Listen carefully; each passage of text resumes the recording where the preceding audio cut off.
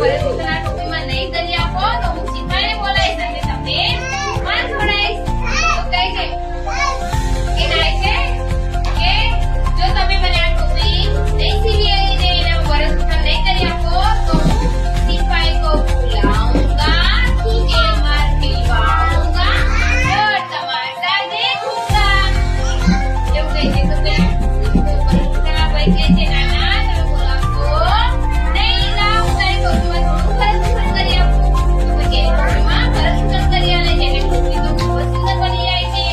પછી ટોપી આગળ લઈ અને ઉતરતો ખુશ થઈ અને આગળ જાય છે અને વિચારે છે કે આટલી સરસ ટોપીમાં હું થોડા હીરા જડાવી દઉં.